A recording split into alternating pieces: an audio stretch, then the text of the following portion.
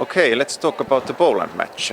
You have a short period of only 2 days and a little bit of training, so how does it seem?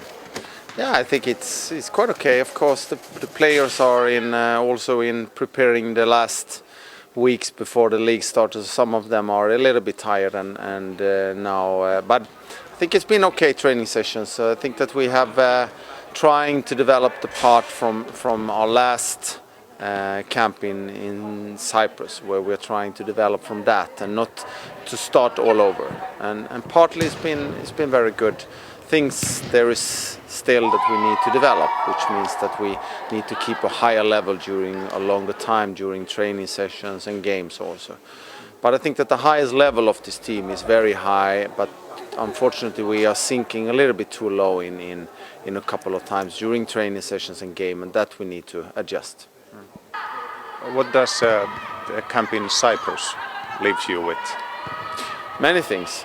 Of course, to measure where we are right now compared to the best teams that is playing in the World Cup. And we got a lot of answers and a lot of new questions, but mostly answers that to understand what we need to do with our team, what the players need individual to develop, what all players need to focus on, what the clubs can do. We have the Naisten Liga coaches there, and they did a good job of analyzing our team compared to other teams. And I think this would be a good conclusion out of that. We are still in summing up the impressions from them to some kind of analyzing form that we can start working with. It's not what we're doing in the national team, it's what we're doing in the clubs that matters.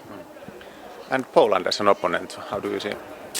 I think that they are one of the teams that is coming now in the coming years. They have quite many done good result in youth national teams, and this team is now into the national team, so they are very interesting to follow. They have done a good spring. They won a tournament now in Croatia with good opponents, and it's going to be an interesting, skillful players.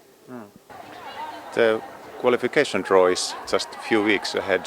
Have you drawn the perfect, ideal group that you want?